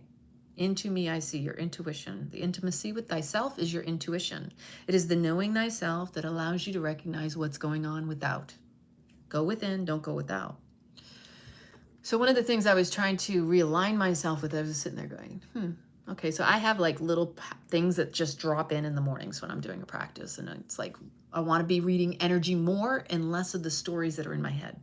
I mean, that's how I do the pulse on the collective, is I'm like, what am I feeling? What's stirring up for me? And then I pick up on it. I'm like, oh, okay. So maybe I'll stay home today because I feel like I don't want to go out in public, and maybe I can't, human or adult or whatever you want to call it. But when we get caught up in this duality trap and we choose sides, which is also in contrast, you're being played versus choosing the middle way, which is where your power is to create this reality. So I wrote this the other day. I said, when we get caught up in the duality trap, and choose a side, also in contrast, because it's this or that, which are two halves of the whole, you're being played, you're influenced, right? Under the influence, like again, I said, played versus the middle way is where your power is to create this reality. All of the masters, all the teachers said, the middle way is the way. Choosing this or that is the trap, is what I say. It's going along the middle way. It's being an awareness of this over here and that over there, but choosing to continue neutral. And neutrality is one of the hardest things when you still got a lot of shit to sort through and shit to shift through, you know what I mean? And I'm just going to say, how many of you out there you've been doing this work for a long time, but then you feel like a fraud because you feel like your family rejects what you do, and you feel like you can't get through to them the way that you were able to get through with yourself. So you start to go, well, when's that going to happen? Well, I'll tell you when it happens. When you stop trying to make it about them and you bring it back to yourself. I say this because I can think of many a time when I had moments, even right now, If you don't allow people to be who they are, you will continually be against headbutts against one another. You want your family to shift and change, just keep changing yourself. Eventually it either helps or not. You're not there to dictate, right? Yeah, exactly. That's when it stopped for me years ago too. I mean, but still, I mean, this eclipse brought up some old shit too. It really did. It was like, hey, we're still holding the shit, you know? I'm like, fuck, really? We're still there? But that's the thing. So you really can't expect them to understand you if they have no understanding of themselves. If a person doesn't know themselves, you can't make them see it, and you certainly can't make them be it. And if you're trying to get someone to behave or to respond or to act the way you want them to, I know this very well, the only one suffering is you. You're attached and addicted to the idea, the fantasy of the person versus what their reality is. Not saying it's good or bad, once again, because there are so many different examples of this and we all experience this, is we want people to be in their highest. You do things from, like, okay, I have to speak for me. I'm not speaking for me. I do things at a high level for myself, and I do it for others too. Like, if you're my friend or you're my family, I am like loyal to a fault. But when it doesn't get reciprocated, it hurts my heart because I'm like, what is wrong with the level I'm at, except for the fact that nobody else can meet it? And yeah, that's a bit of a perfectionist thing that I'm still working on too. But at the same time, it's like, I give something like of a high value, but I don't always receive high value back is the point. And so either you can choose to continue being who you are, authentically you, and you can exhaust yourself because you're going to have that little chip on your shoulder. I've been there on both accounts. I've been able to drop the chip and I've been able to hold the chip. But then at the same time, you have to also acknowledge why you're doing it that way. Are you expecting something in return? Is that why you do what you do? Or do you just do it because that's naturally who you are? I've had some imbalances in there. We've all done it. We've done it with the expectation that if I do this for you, I know that you'll do so. We think, oh, I know you'll take care of me, but that's not always the case as much as we want it to be. Yeah. Yeah. Gaining wisdom, beautifully said. But that's the thing. We're also learning to unlearn what we were taught too. This is the point. And when you own yourself, you're not caught up in those old stories. Like, yeah, okay, that was some shitty education we got growing up. Yeah. And we've all done it before. Even if we don't want to admit it, we've been there, done that. And then this is the other thing that dropped in for me today. I was like, oh, this is a good one. This is just as equally for myself because we're all students, we're all teachers. When you're coachable, you're approachable. Think about that. So when you have people that aren't meeting you where you think they should meet you, or they're unable, because a lot of times they're not capable and they're not willing. You can't force them to be. You trying to make them aware of something they don't want to see in themselves is just causing more disruption in them. And again, the oppositional defiance, because if they're not willing to do it for themselves, you should not be trying to do it for them. That's actually two things. It's a form of not loving them where they're at, which is hard sometimes, but it's also, it's disrespectful and dishonoring because you have to allow people when they're ready, even though sometimes it's frustrating, but you're wanting them to be a certain way is really your discomfort with the way they are now. Most people don't want to handle that. Don't even want to see that or hear that. And la, la, la, la, la, la, la. When we cannot let go of the fact we want people to be a certain way, it's because we're uncomfortable with the way they are to begin with. So we're not really able to accept them or love them because we're trying to poke them and provoke them into being something they're not. That's some really humble pie. Not everybody wants to eat that humble pie. Either you need to let them go or let them be. It's that easy. Wow, right? So don't take it personal if others are unable to meet you where you're at. If you've been consciously working on yourself, it will disturb their perception of peace. This is a natural thing, especially with family. We've all gone through like where we're super excited about something and maybe you have a family member that's like, ugh, whatever, we know how you are. Like they hold you in this old way of who you were versus them acknowledging you as you are. And that's actually part of that old crazy cycle loop where we're all holding each other in a prison of this idea of the other person, but it's not actually the other person. You know, like it's really kind of like, oh man, you really still think I'm that person. I've evolved so many times. I'm far from being that person. And again, people often don't like to be reminded of their bad habits or patterns. So the minute you start making changes, you're reminding them of the things they're not taking action on that you mirror back to them, and it only causes them to reject it more until they're willing and ready to make those changes for themselves.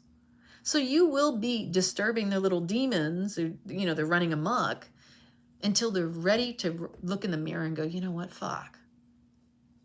I don't like that person shows me my shit, but you know what? They've been a good teacher. Or it's, I'm not happy with myself and I don't like this and I'm going to change it. Because most of the times you may never know how they came to the conclusion that, wow, I'm ready to change. You may never see them again. You never know.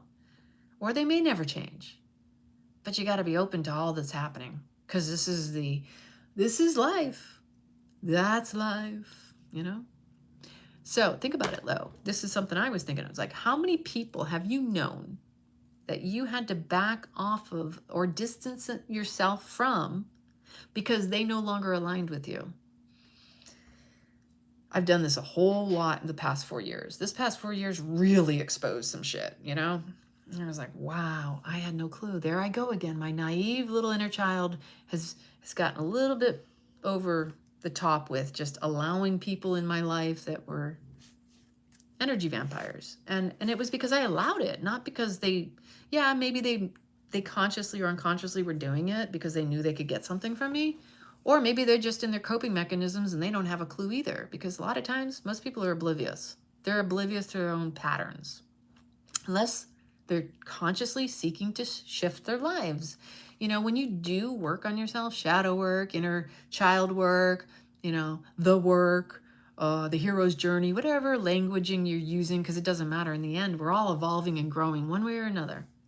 Or we're devolving and not growing, whatever. It's all, you know, the things. This is part of life. We're evolving, even when we're devolving.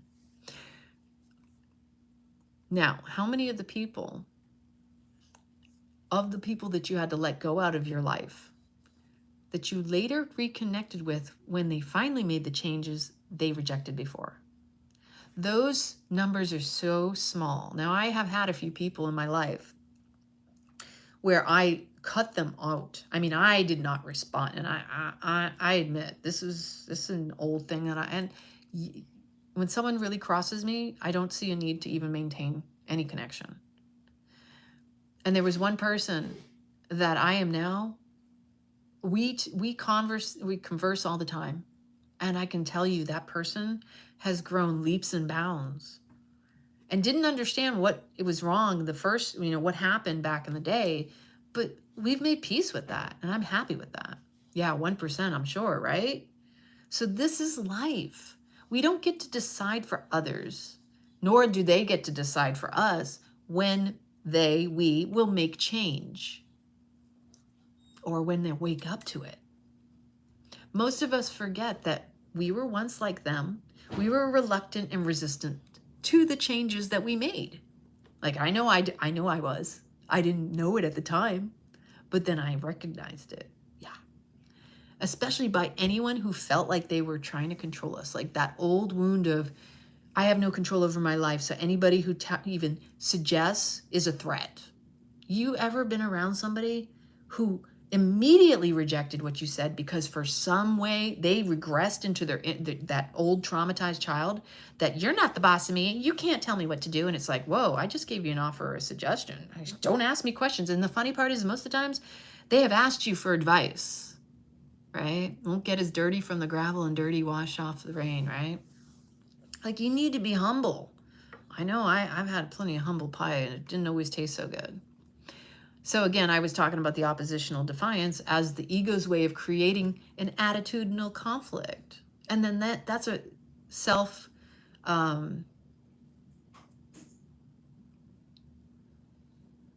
do you call that? It's self-serving prophecy, right?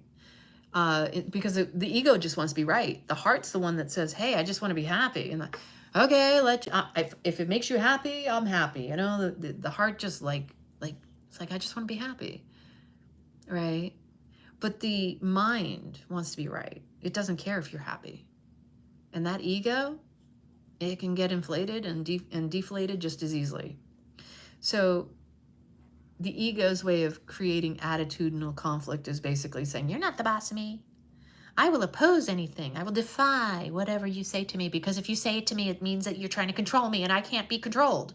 And like, I'm really just regressing back into my childhood where I had no control over my life. And you don't now either. Because if you don't have emotional maturity, then you're not going to be able to handle relationships if you're constantly in that old behavior, that old coping mechanism, that old strategy. Instead of asking more questions with the curiosity of a child. More often they'll put up a wall and do the exact opposite of what you've told them. So they feel like they're in charge of their lives, but they're not. It's not in them. It's their ego and an old coping mechanism that goes way back. And you can't fix that for them. That's for them to recognize. They didn't feel they had control when they were young. And so that it just keeps triggering that old pattern. The moment they think they're being manipulated, controlled, whatever languaging they use, they will resist, they will defy, they will oppose you and become your enemy. Instead of cooperating, they will combat with you. They will become your nemesis, or you are their nemesis technically, because now you've tried to do whatever. And it's like, whoa, that's far from the truth.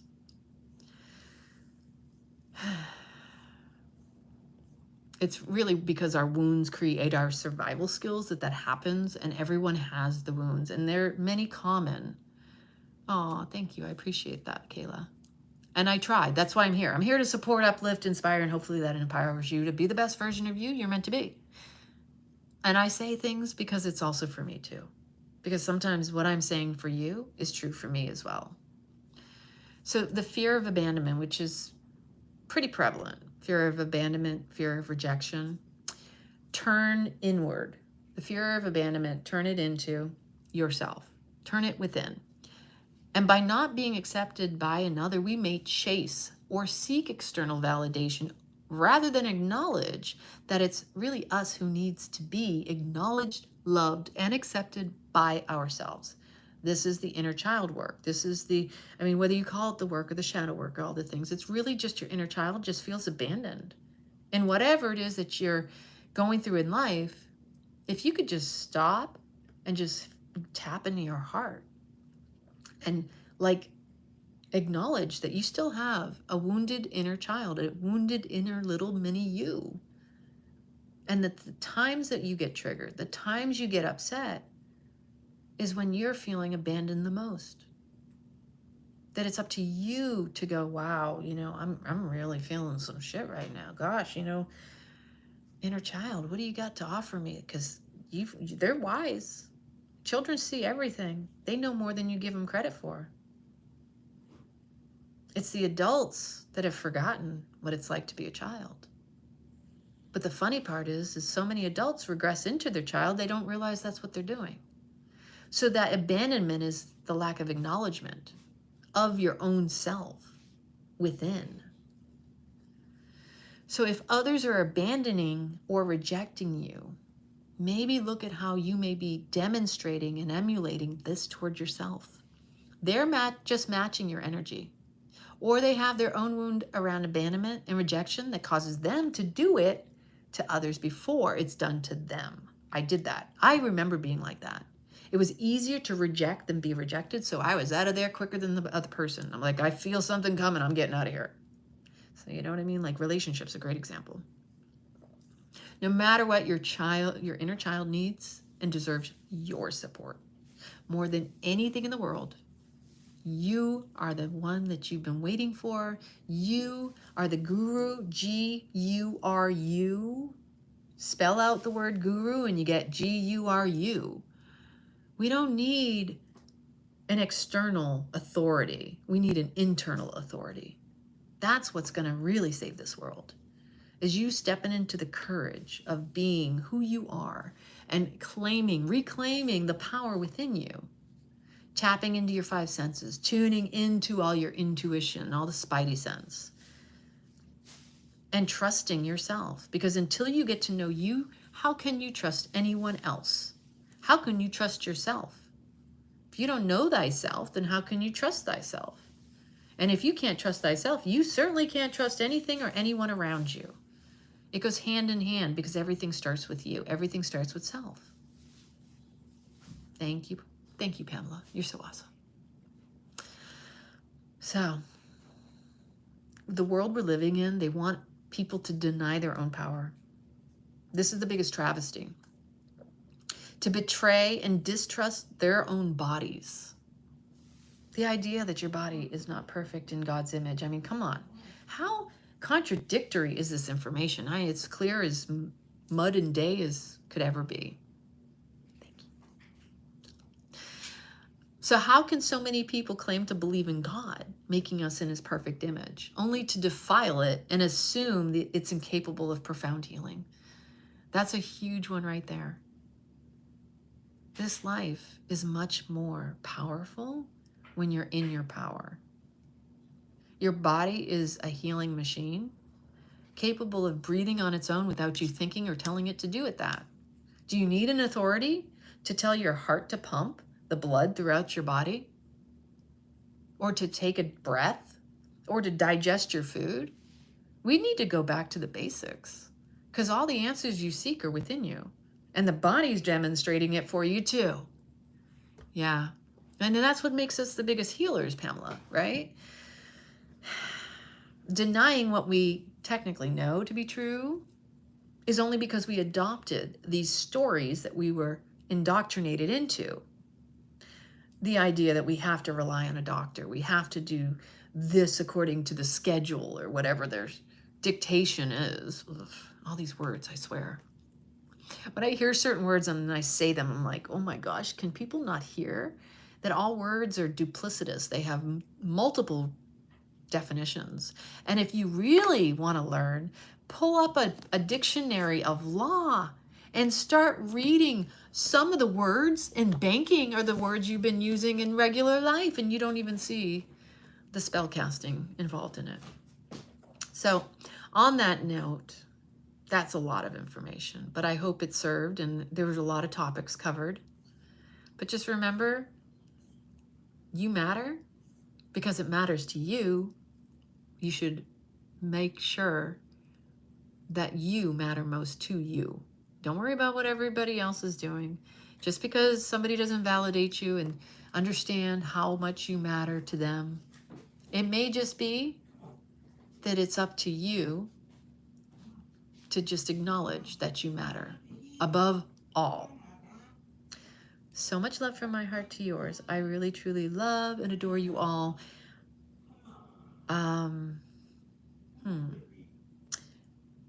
I will be dropping some links soon. I have not established my website stuff still. I'm looking for someone to help me with that. But I do want to do a 21-day challenge, breathwork challenge, coming up within the next month. And then we see how that works and if that serves. If you're interested in the breathwork challenge, send me an email at queenbeealchemy@icloud.com. queenbeealchemy@icloud.com. 21-day challenge, $138. That's just the beginning, because I'm going to build a community and you're all welcome to join, and we will support one another, because really that's what we need, is we need more of us showing up for each other. And there's a lot of love in my heart, and I just want to spread the love, but I also want to bring the love. I want to activate that supreme power within you, because ultimately you're here to reign in your life. Think about that. Put your crown on. Mwah. So much love. Have an amazingly blessed evening. Catch you up soon.